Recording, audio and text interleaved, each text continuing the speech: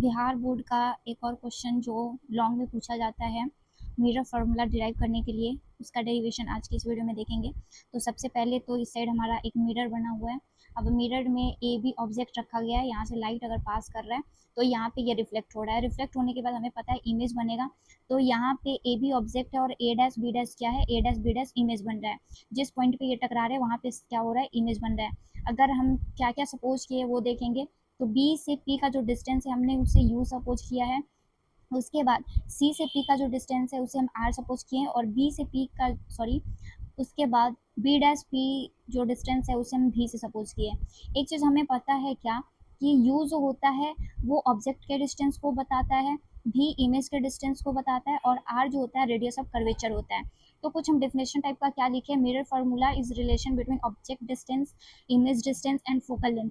Mirror जो formula हमें derive करना होता है ये एक रिलेशन है किनके बीच का, तो ऑब्जेक्ट डिस्टेंस के बीच का, इमेज डिस्टेंस के बीच का और फोकल लेंथ के बीच का। ये आपका स्फेरिकल मिरर के केस में है और इसे हम लिखते हैं 1/f equal 1/v plus 1/u।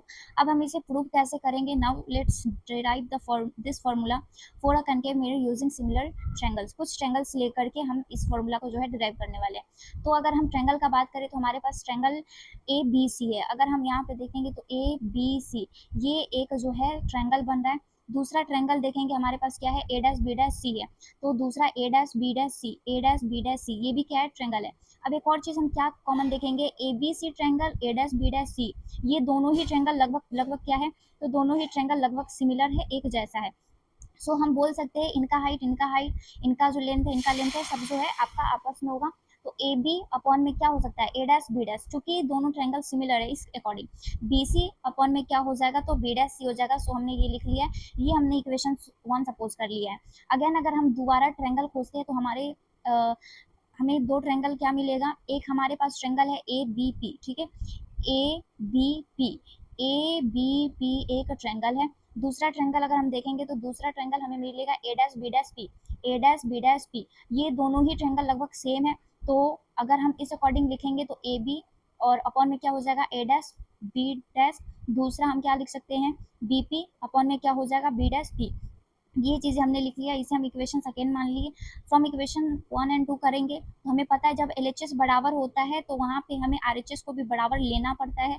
तो LHS जैसे हम देखेंगे दोनों इक्वेशन में A B upon A dash B dash है, A B upon A dash B dash है। LHS से LHS कट जाएगा और LHS दोनों का इक्वल है तो RHS भी हमें इक्वल लेना पड़ता है। उस अकॉर्डिंग हमने दोनों का RHS लिख लिया है, पी बी अपॉन में क्या है, पी बी डैश, ये हमने लिख लिया है। उसके बाद दूसरा क्या है हमारे पास, बी सी अपॉन सी, सॉरी बी डैश सी।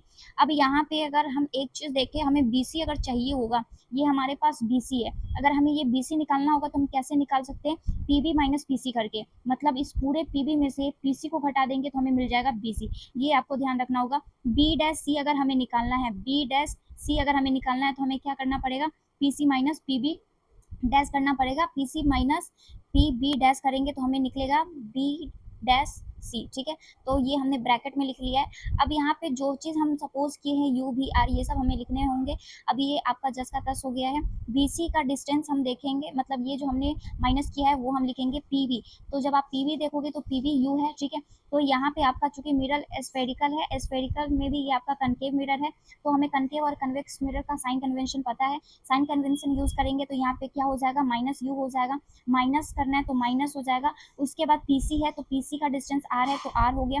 उसके बाद हम नीचे देखेंगे बी डैश सी, बी डैश सी, अब यहाँ पे आपका माइनस आर हो गया बी डैश सी के बीच का, माइनस फिर देखेंगे पी बी डैश है, ठीक है। तो पी बी डैश का डिस्टेंस क्या है, ये भी है तो हमने माइनस भी ले लिया। अब सिंपल माइनस माइनस प्लस हो जाता है तो हमने प्लस कर लिया है, माइनस माइनस। अब यहाँ पे क्रॉस मल्टीप्लाई करेंगे जो हम 10 से पढ़ते आते हैं, u से माइनस आर में मल्टीप्लाई करेंगे, फिर u से प्लस v में मल्टीप्लाई करेंगे, फिर यहाँ पे v से माइनस u में मल्टीप्लाई करेंगे, v से प्लस r में मल्टीप्लाई करेंगे।